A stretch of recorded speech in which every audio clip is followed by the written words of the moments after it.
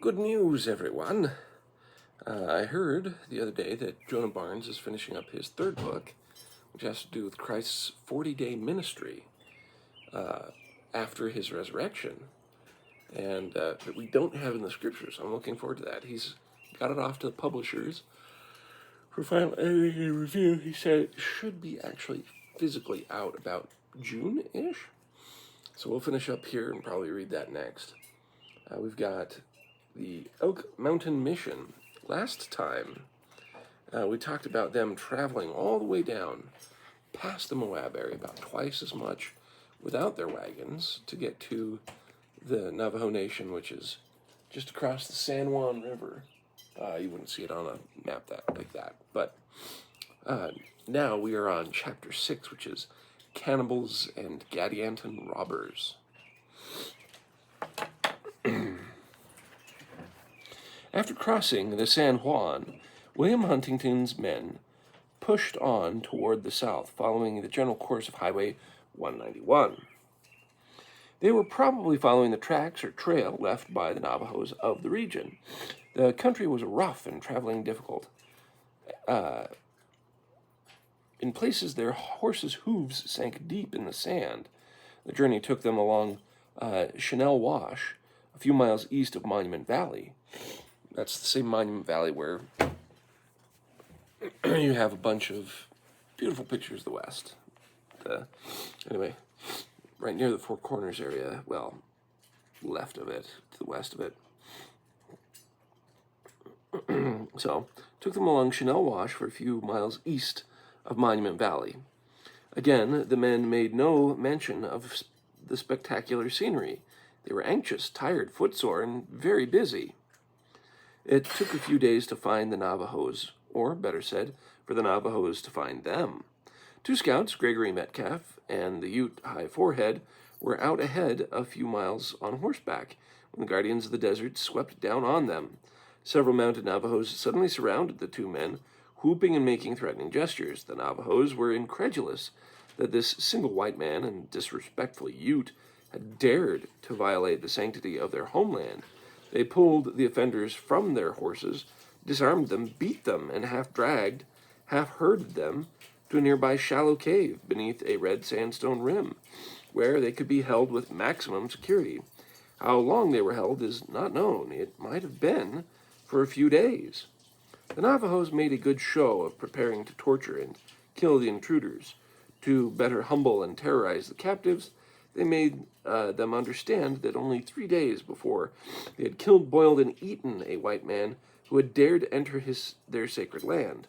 The story was probably a lie, told only to frighten the captives, but weeks later, when the tale was told in the settled Mormon valleys, it caused quite a stir. The word spread far and wide. There were cannibals on the borders of Zion. Rumors. Okay, so I've mentioned several times I've read the book called On Killing. And what's interesting about, again, this is about, if all you get is what the title of the book is, you've missed the point of the whole book. It's the default wirings of psychology of people. It's extremely amazing book. But one of the things it talks about is they have a very rough chapter to read about atrocities. And one of the things is that it's a deal with the devil. Now, you know, anytime you have a deal with the devil, that it leads you to have worse endings than if you were trying to do, be upright about what you were doing. And they make that very clear in that chapter. They explain that anytime you start committing atrocities during a war, that sure, your reputation might become fearsome. Sure, your reputation might become great. But it also means that you become such a threat that you can't be ignored. And obliteration almost always follows. And they gave several examples. One of them was about pirates, that when pirates were able to threaten and intimidate, but yet let people go, they caused no harm to the people. They were much more successful much more rich from their endeavors than the ones who actually caused bloodshed. Because as soon as they started causing bloodshed or had a reputation that they never let people live, they became hunted to the extreme. So reputation may be very, very important, especially in critical things like that. So even if the story about them eating a person was completely false, look at the stir that it caused. It doesn't matter if it was just a rumor. To them, that was fact, because that's what they were told. And think about how that would change the mindset of the people. They came on a trading mission. They came on a mission to talk about peace, trading, defense. And now they're cannibals? How will that suddenly change things?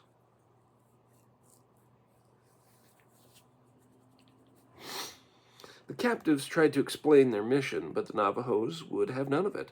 Several hotheads in the bunch wanted to kill and eat the trespassers without delay. The captives were able to make the Navajos understand that they were part of a much larger group that followed, and some had come to trade and be friends. The Navajos were not impressed. Some of the younger men decided that maybe they would just kill the white man and send the Ute back to warn the others to run or die. Things looked bad for Gregory Metcalf, but then, according to stories the men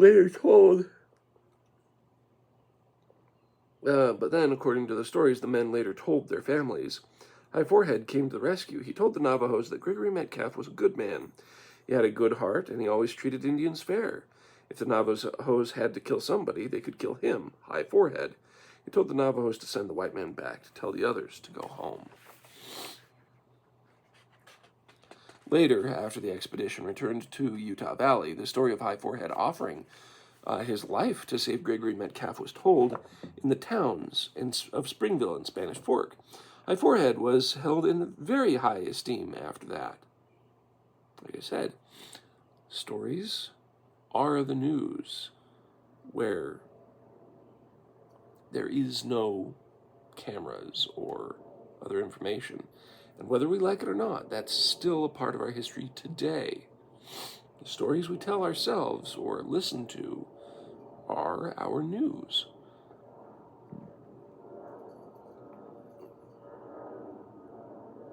The Mormons made him a log cabin High Forehead to live in. Then, when he died of a fever in 1856, he was buried just outside the fence of the Springville City Cemetery, a rare honor for an Indian during the pioneer era.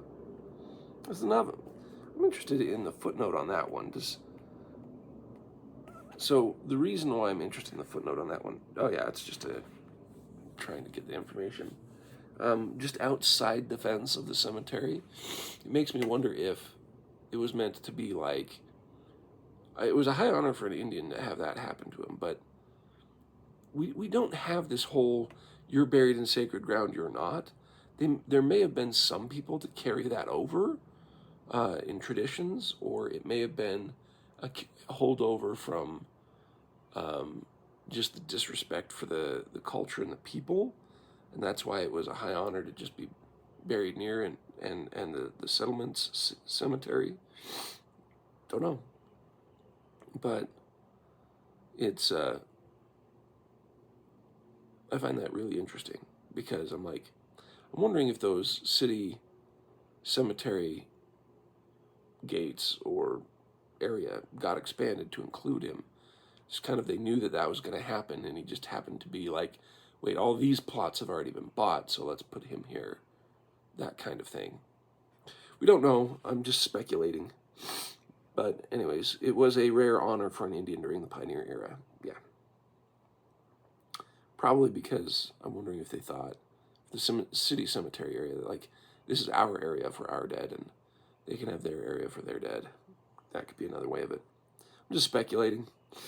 As the Navajos were discussing the fate of their two captives, arguing about which one to kill and which one to release, the story, as it was passed down, took an incredible turn. According to members of the exploring party, a large band of Utes from the Elk Mountain Valley arrived on the scene. Apparently, The painted and well-armed Sherebect cavalry had been following the explorers. Hurrying to catch up upon their arrivals, the Utes boldly entered Navajo camp, confronted the chief, the leader of the Ute rescue party, a chief called Quitsubsuckets. Something tells me that's the best, Anglicanization of a not understood Indian name. Quitsubsuckets recognized High Forehead as a fellow Ute. He quickly settled the issue of who would be killed by pointing a gun at the Navajo chief, threatening to kill him if the captives were harmed. Then, according to the story, Denison Lott Harris recounted to his descendants, Quitsubsuckets told that Navajos that he had seen a vision. According to Harris, the chief said the Great Spirit told him to rescue the Mormons from the Navajos, and if the Utes failed to act and the white men were harmed, the Sherebect lands would be laid waste by famine and disease. Quitsubsuckets also told them the Great Spirit instructed him to accompany the white men to protect them, to see that they were well equipped with horses and provisions for their journey home. The expedition leader, William Huntington, tells the story with less drama. In his letter to Deseret News, he said, The Navajos met us with very hostile feelings, as they were at war with the whites, and 3 days before we arrived had killed, boiled, and eaten a white man, so great was their exasperation. By the persuasion of 2 friendly Indians with us, our guide and interpreter, they listened to us explain our business. We were finally enabled to form a treaty and did some trading with them while they were doing some tall stealing from us. William Huntington's statement here is his first reference to the Indians accompanying the expedition other than High Forehead. He made no mention of the Indians in Elk Mountain Valley, and he probably would not have cached his wagons there had the Indians been with him. The purpose of a cache is to hide things, so the Utes must have joined the explorers after they left the Elk Mountain Valley. This means the Denison Lott Harris story of Sherebect Utes following them and showing up just when they were needed is probably true.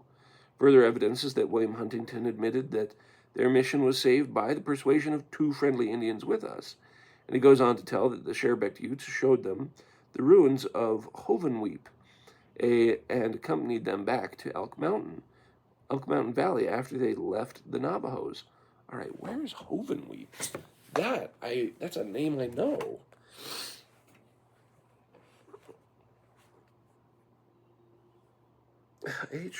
Hovenweep.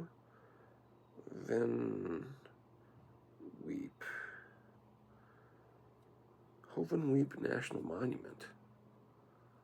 Oh, really? It's kind of near Canyons of the Ancients National Monument. So it's right on the border between Utah and Colorado.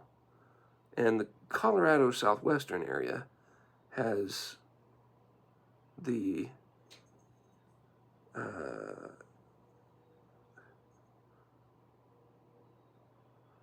has Mesa Verde. This is not Mesa Verde. This is strictly Hovenweep. Ute Mountain. Okay, interesting.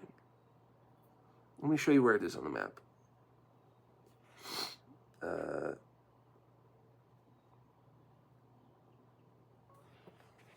It's no longer pointing to it directly, but you can see that it's right there, just before you hit the border of Colorado.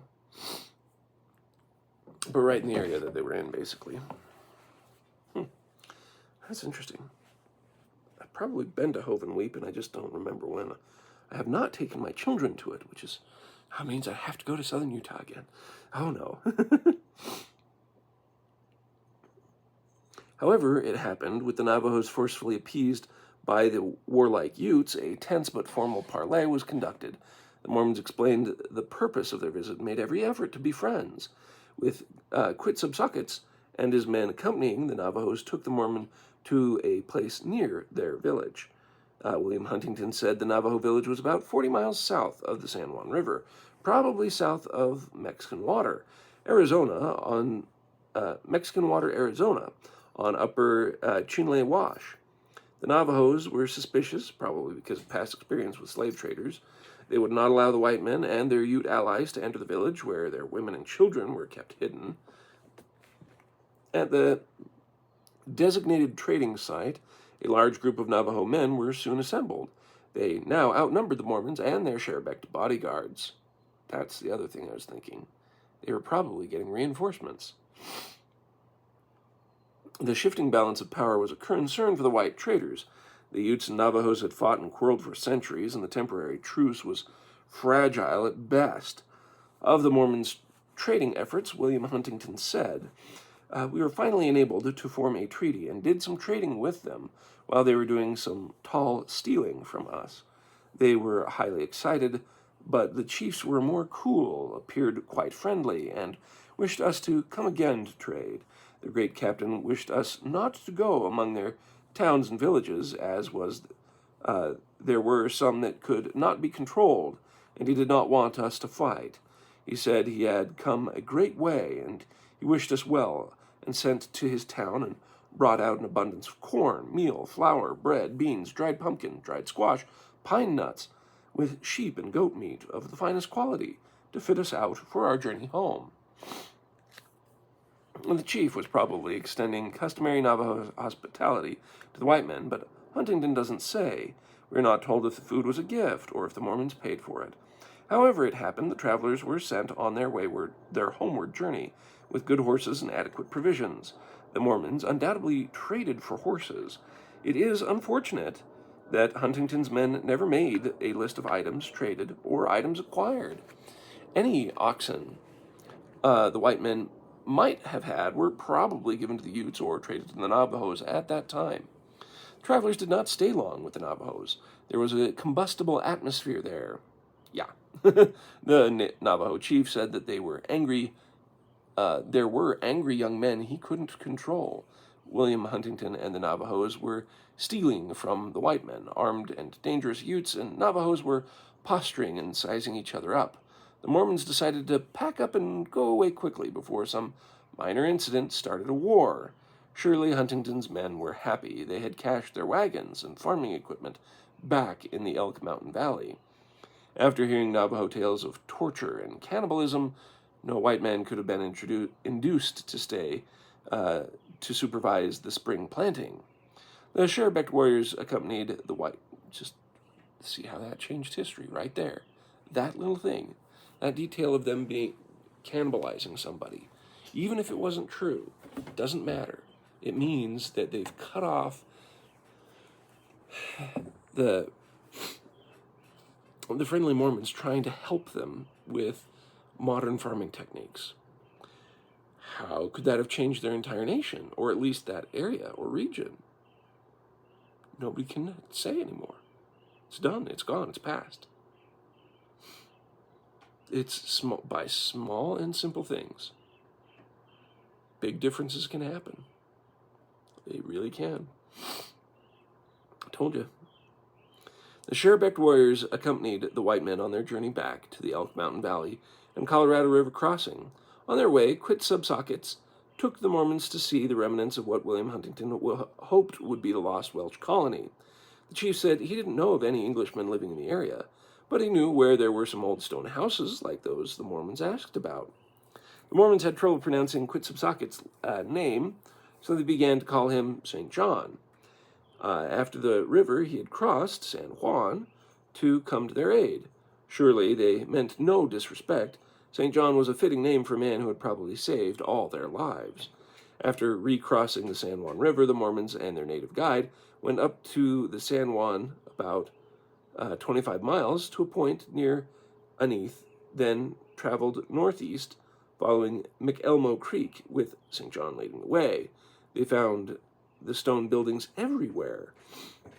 They were the first Americans to see Hovenweep National Monument, and the spectacle overwhelmed them. By their own account, they discovered magnificent stone towers, forts, castles, all made with remarkable skill and artistry. The explorers were charmed, humbled, and mystified. all at the same time. See, for them, the incredible natural surroundings, like he was always saying, was probably just part and parcel of their travels. So, no big deal. But man-made stuff, especially from natives, especially when it kind of helps confirm your beliefs, yeah, that'd be a big deal. To compound their reverent awe, everything was in ruins. The eerie silence of the place was haunting. Stone walls were broken and toppled, roofs collapsed and dissolved to dust. Pottery shards, by the ton, lay scattered about. Crumpled walls protruded from sand hills, and sagebrush covered the mounds. Some roof beams of towers were still intact, but much weathered by countless years of sun and rain. Empty doorways, windows, and peepholes, like hollow and dead eye sockets, looked out on the surrounding devastation. Everywhere there were ruins. Magnificent ruins. William Huntington recorded, quote, "On the north side of the St. John River, about 500 miles from Great Salt Lake City, we traveled over a section of country, mostly in the mountains, about 40 miles in length, up and down the river by 25 miles in width, covered with the ruins of former towns and villages. The walls of many of the buildings are still standing entire, some of them 3 and 4 stories high, with the ends of red cedar joists. Yet in the wall, some projecting 8 or 10 inches, but worn to a point at the extremities. Every building was a fortification, built in the strongest manner imaginable, in a style that present age knows nothing of. Many of them still plainly show the whole manner of structure, and even the marks of the workmen's tools." Huntington's depictions of the ruins went on for 2 more paragraphs. Then he concluded, "We noticed there was no water here, and inquired of the Indians how the former inhabitants could have managed. They told us they had heard that very long time ago there was water here. We asked them who built the houses. They similarly shook their heads and said they never heard, but somebody must have built them a very long time back. We very readily came to the conclusion, drawing from the Book of Mormon, in the 2nd chapter of the Book of Nephi, that the ancient possessions of those strongholds were robbers of the Gadianton band, and we considered this locally as one of the very strongholds." Well, that's a conclusion to leap to. It being a fort-like structure, I would have leaned more towards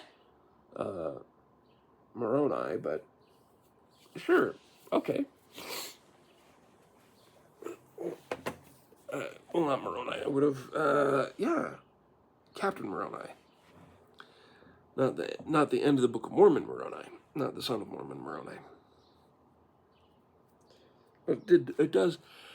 You talk about having kind of moats plus the woodwork.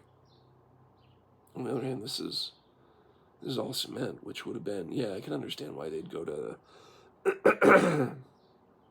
I'm trying to look at this 2nd chapter of the Book of Nephi. They're probably talking about 2nd chapter of 3rd Nephi, because 1st and 2nd Nephi is the journey from the Middle East to the Americas and them setting up here, whereas 3rd Nephi is all about the Gadianton robbers, and then Christ's return, and then I bet you it was 3rd Nephi.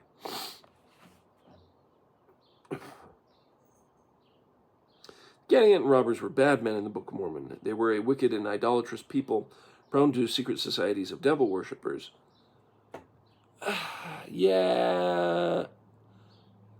Look, secret combinations come from the devil, but were they worshiping the devil? Well, if you want to color it in a certain way, you can, but it's much more along the lines of, it's literally just all about secret combinations, which to us means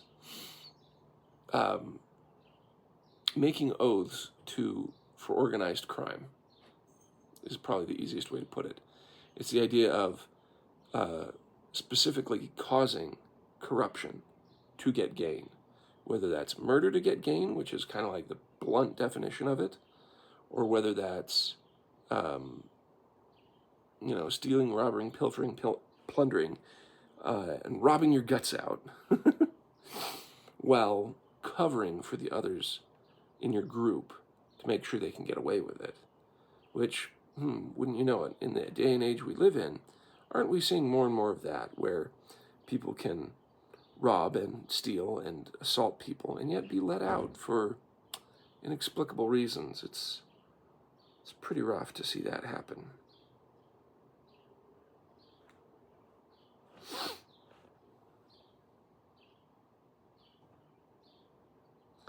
So they lived in the mountains. They lived in mountainous hideaways, in strongholds and forts, venturing forth to plunder and murder the industrious Nephites. It might have been the complete isolation of the place, the creepy emptiness of the ruins, and the military nature of the architecture that prompted the Mormons to think of the Gandhian robbers. Their very recent close call with supposed cannibal, thieves, and killers probably reinforced the notion. The empty ruins epitomized the very essence of death, destruction, and desolation. No wonder their Ute guides were eager to move on and get away from the place. Brigham Young would be disappointed that his explorers had not found the lost Welsh colony, but finding the ancient secret hideout of the Gandhian robbers was no small accomplishment. It's a wonderful conclusion to jump to. The men would go home with a good story to tell. 100 years later, in the 1950s, gray-haired, old Mormon men were still telling Boy Scouts that the cliff dwellers of San Juan County were in fact Gadianton robbers. Yeah. It's probably the people he grew up with he's talking about. From Hovenweep, the expedition started for home. No record reveals which course they took from Hovenweep, but they ended back in Elk Mountain Valley near where they had cached their wagons. The Denison Lott Harris biography says the men missed the cached wagons on their way back, and that is why they ran low on rations before reaching the Wasatch Valleys. More likely, they didn't want to reveal the location of the cache to St. John and his Utes, who were traveling with them. The expedition's Sherebect guardians left them at Elk Mountain Valley and sent them off with good wishes. After crossing the Colorado River, the white men followed the old Spanish Trail back to Green River Crossing. The return trip was much faster without the wagons. All members of the expedition were mounted on good horses. Their new wealth in horses and blankets speaks well of their trading efforts with the Navajos. After crossing the Green River, High Forehead was in his home territory and again took over as guide. Without the wagons, he was able to show them a much shorter but rougher route to Utah Valley. He followed the Price River all the way up Castle Valley to the base of the Wasatch Mountains. There at the mouth of Price Canyon, just below where the river flows through the rocky ledges known as Castle Gate, he turned north up Willow Creek to Emma Park, tracing the future route of Highway 191. So the route that they took originally was not the way that I thought. The route back is what people drive time and again from here to Moab. That's interesting. So let me look at a map again. Where would they have gone if they went to Green River and then they went up, followed the Price River. Yeah, speaking of which, where does the Price River go? That just is a mess of tangled creeks and other things in the Castle Valley area. I'm going around and looking at different areas, and they all kind of, because the valley, yeah, if they followed along that would be a mess to follow. What? Yeah, that is the Price River. Okay. So they kind of went from Green River. I don't know if so the Green River actually has a confluence with the Price River up in the really rough and rugged mountains there. Interesting. So I'm wondering if they actually literally just followed the river, because that would be best for the horses and them. It means they could always stop and drink whenever and wherever they wanted. Because otherwise they'd go around where the road is currently, which goes next to the Book Cliffs. So they could, hop from Green River, where Green River, the town is now, up to where the road goes across Price River. And, that's kind of the smoothest route. And then they could go up to Price and then up over the mountains. So it was rougher, but that would trace the way. So it makes me wonder if what they did then was followed a more southern route. But when would they cross over the mountains? It's near Salina? I don't know.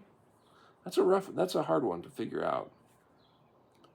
Could have, yeah, they'd have had to have done something like followed I-70 or gone through a Salina cutoff or something like that.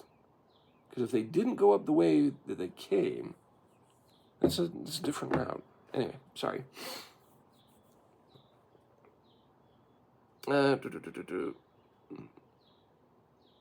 Tracing the future route of Highway 191. Emma Park is a flat expanse of land between Book Cliffs and Roan Cliff ranges. It was now mid-December, and the weather was cold, and snow was deep in the mountains. From Emma Park, High Forehead took them west until they found the upper reaches of White River Creek, a branch of the Price River a few miles southeast of Soldier Summit. Crossing over Soldier Summit, the party dropped down Spanish Fork Canyon all the way to Utah Valley, going along future highway route of Highway 6. Men were fortunate to be able to cross Soldier Summit in December. The elevation there is 7,440 feet above sea level. Most years, deep snow would have prevented travel through the area, except with snowshoes. They were lucky because they had their horses and had neither food nor strength to tarry on the eastern slopes of the mountain. Another few inches of snow, they might have ended up like the Donner Party in the Sierra Nevadas of 1846, stranded and starving. Before they braved the snowy mountain passes, somewhere in Castle Valley, Gregory Metcalf lost his horse. The animal wandered off during a cold winter night and could not be found the next morning. William Huntington would not wait. The men were running out of food, and the weather was threatening. More snow might close the trail at any time. When the explorers left camp that morning, Metcalf stubbornly stayed behind to find his horse. Only Denison Harris, a loyal friend, stayed with him to help, knowing that his actions might put his life in jeopardy. It took all day to find and catch the rebellious horse. The two men were unable to start until the following morning, which put them a full day behind the main party. They were never able to catch up. After breakfast each morning, William Huntington would leave a biscuit for each man suspended on a stick or a limb for them to find as they followed behind. The two men had no other provisions. It sounds harsh, but William Huntington was doing the best he could. All members of the party were on starvation rations by then. The food they had acquired from the Navajos had all run out, probably because they had shared a good deal of it with their Ute bodyguards before leaving the Elk Mountain Valley. With the deep snow, extreme winter cold, and starvation rations, the men suffered terribly. Without their recently acquired Navajo wool blankets, some of them might have perished. William Huntington and his men came out of the snowy mountains a few days before Christmas. In 1854, Denison Harris and Gregory Metcalf showed up the following afternoon. Whew, that was a squeaker. Huntington's men hadn't had any contact with the stragglers for several days, and they were happy to see them. Whew. Some thought the two might have perished in the mountains, frozen to death and eaten by wolves. Denison Harrison's biographer says, the men were so weak they had to be like invalids, only a few spoonfuls of food at short intervals. Every man returned to his family and regained his health and strength. Once safely in Utah Valley, William Huntington sent a letter to the church-owned Deseret News detailing the highlights of their trip. Then, as soon as he could reach Salt Lake City, he consulted with Brigham Young. Unfortunately, no written report has been found. The indomitable William Huntington was probably not happy with the fruits of his adventure. In many ways, he had failed. He had failed to establish good relations with the Navajos. He had failed to make a wagon road all the way to the San Juan. He had failed to find the lost colony of Welchmen. He had found only one possible site for a settlement, and in spite of what he told the Deseret News, other members of his party considered the Elk Mountain Valley to be a marginal site for a town. To most, the country they explored was a wasteland, unfit for civilized use. No wonder the Gadian robbers had lived there. No progressive, industrious society would ever want the place. But William Huntington openly professed the hand of Providence at several critical points during his mission. Several times he and others of his party could have been killed, robbed, stranded in a howling wilderness with no hope of rescue. Every member of the party had returned home over trackless, snowy mountains to find all well with their families, just as Brigham Young had promised. In the big scheme of things, he had done his duty to the best of his ability, with faith and hopeful endurance to the end. God and Brigham Young could not have asked for more. I agree. And despite the list of failures that were in the book that he could have felt, I'm sorry. I think having 100% of your people come home to their families after exploring and doing your best, that's a win. I would count that the greatest success. William Huntington never went back to the southeast Utah. The next spring, when Brigham Young issued a call for missionaries to go back to Elk Mountain Valley to build a fort and convert the natives, his name was not on the list. Things might have been different had he been there.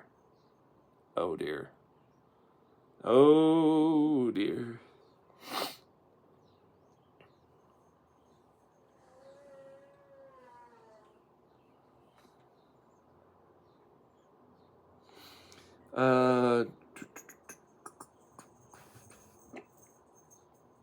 William Huntington and his men have never been given credit for their discovery of the Hovenweep ruins.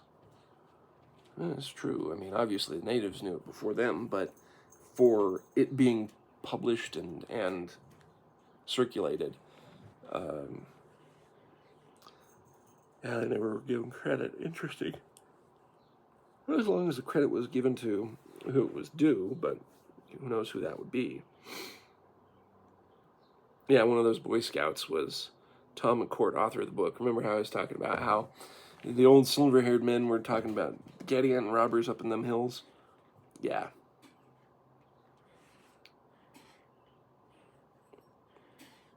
The men came out of the mountains down Hobble Creek Canyon, but to travel from where they found White River Creek, Hobble Creek drainage would have been a very difficult 25 miles in deep snow. So yeah, it was probably not possible, so they probably just came down. So the reason suggests that High Forehead took them down the shortest route possible, which over Soldier Summit and down in Spanish Fork Canyon, the route of Highway 6 today, the one that is commonly used to get to Moab now. Because when they call about Elk Mountain Valley, that's the Moab Valley. That's what it is. Huh.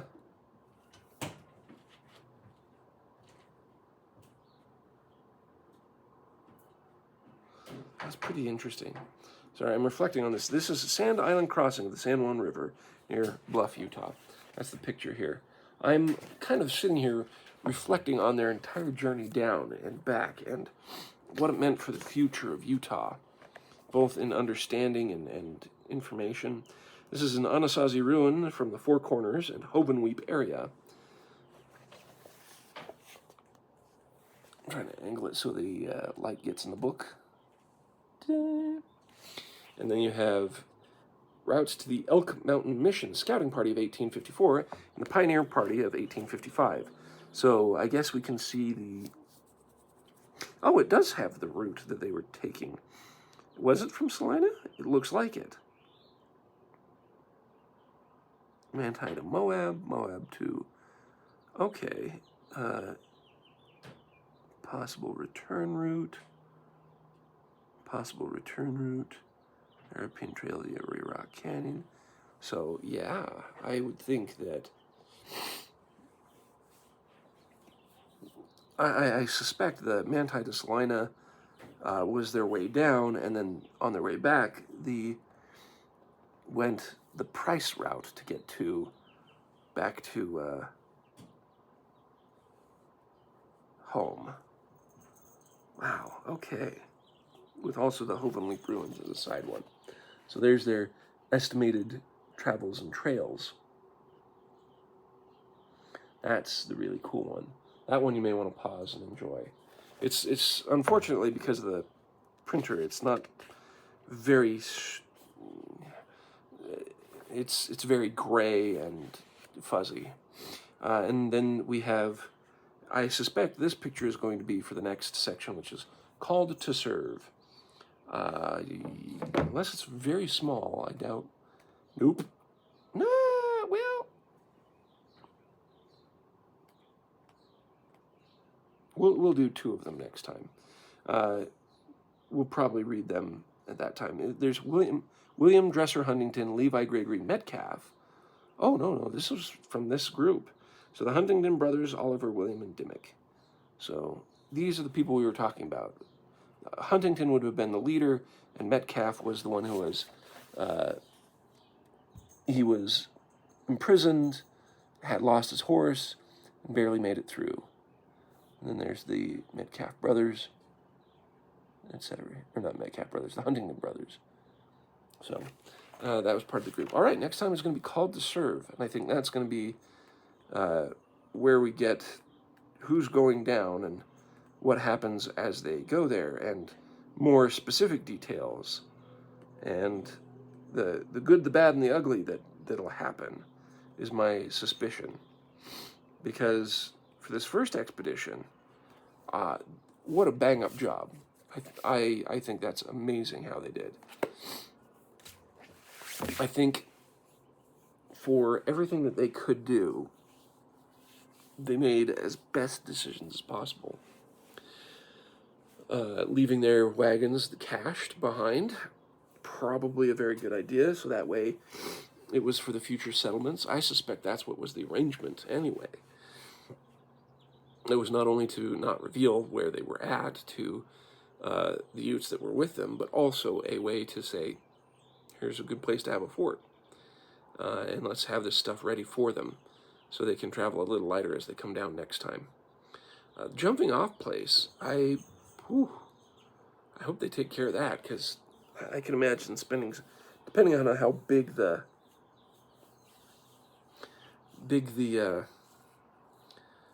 drop is, you could spend a lot of time to get your wagons down that trail. Now it's all smoothed out, but back then, I mean, just imagine you just hit it seems like a small 15, 25-foot cliff, right? 25 is pretty big, but if it's something where it's like 10, 15 feet, something you could probably like skitter down or jump off of, or just a even if it's okay, here's pretty steep, and then it just does a quick jog down. That quick jog down would wreak havoc if you had wagons, and having to overcome that. Of everything in that, I see success after success after success. Yes, their lives were endangered quite a bit. Yes, there was a lot of problems that occurred. I agree. But all the men returned home safely. They were able to meet all of their requirements, though it may not have panned out perfectly like they wanted, of establishing completely friendly relations with Navajos, etc. But everyone came home safe. Divine Providence was there the entire time. Yeah, I think when we go on our own personal expeditions, now, we're not, I know nowadays we're not exactly explorers trying to find something new over the horizon. We travel well-worn trails. We travel on roads that have already been scouted out, and go out having fun, maybe on our little mechanical toys and everything, but what I'm talking about is our own spiritual expeditions. There are times where we are going in uncharted territories of relationships, uncharted territories of events in life. And a lot of times, people don't come back from those expeditions without a few scars and tales to tell. So, when you're navigating the waters of life, or the new trails of life, where you don't have any clue what death, disease, betrayal, disappointment, heartache, you don't know what's on the other side, and those are not fun. Those are obstacles that strew the course of our lives. And most of the time, by abiding by the gospel, you're able to avoid some of the most horrendous stuff, but it does not make you immune from all hardship, whether we like it or not. There's hardship that's caused by others that we can't avoid, And there are hardships that are caused by circumstance that we can't avoid. It will come upon us. When those times come upon us, do you still lend your strength and trust in the arm of divine providence? Do you believe God will help you out? Imagine being captured for 3 days by hostile natives as they threaten to boil and eat you. And yet, afterwards, through miraculous intervention, you're still able to go and trade with them when things are still tense. Forgiveness and charity and all sorts of things. I was just thinking of our lesson in priesthood the other day. We studied the good news recipe, right? It was a great conference talk from October. And it was one that I think is criminally underrated, only because they make a good point. For him, he was saying, when you're making gumbo, if you did something wrong, just add more Tony's spice. And like that in our lives, if there's anything that goes wrong, add more of the Jesus Christ to your life. But what went unarticulated, but was given by example, was the idea that he's right. Jesus Christ is the answer, but it's way too vague. The idea of what part of the teachings of Jesus Christ do you need for your specific needs. He gave the example of him trying to help a missionary as he was a mission president in Louisiana. And he didn't know how to answer when this elder was having trouble with his companion. So he knelt down and he prayed with him. And then inspiration came about turning to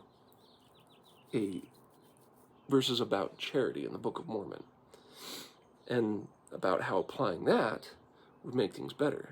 Now, it's true, charity is absolutely something you can apply all the time, but that doesn't mean that's perfect for every single situation. There is a wide variety in the gospel, and I'm sure there's many different flavors of Tony's spices for whatever your cooking needs are, and so it is important to find the right thing to apply. When you are hurting, when you are betrayed, when you are angry and hopeless, how and what do you apply? For you, it will be different than what other people need. Maybe you need to hear the scriptures about hope to give you hope. For other people, if they heard those same scriptures, they would scoff at it, and it would not give them any quarter or helping for their needs. Perhaps they need something of a story to show them that as you apply the gospel principles, it uplifts them. So this is why it's important to have the Holy Ghost with you, so you can spiritually survive the day as things get tough. Always trust in God, and He will deliver. Maybe not the way you want, or the way you think things are going to go, but He will help, and He will get you to where you need. So, in the same way, if we are in new territory in our life, lean on divine providence, lean on God, and always be grateful for the best blessings that come from that. For him, it was getting everyone home safely, even if things didn't turn out the way he wanted as the main explorer. But he did everything he could to the best of his ability, and he did every little bit of it. So, as we go through our life, we need to do everything that we can, every little bit of it that we can, to the best of our ability. Now, does that mean we're going to be perfect? No. But it means that we can work on that. We can reach out and do our best. Like ministering. Oftentimes, many people have lost track of, going and actually being in the homes of the people that they minister to. And that's a very simple one to point out. And I think everyone can always do better on that. I don't think I've ever met anyone who is good at ministering, to be honest. But that's the thing, is I would want to be, and hope that by being someone who turns that around, this is an admonition to myself, it will help others to turn around and do better. Well, in your own life, may the trails be easy, and may God's providence find you as you need it on the rough trails that you find. May His Spirit always be with you. We'll see you.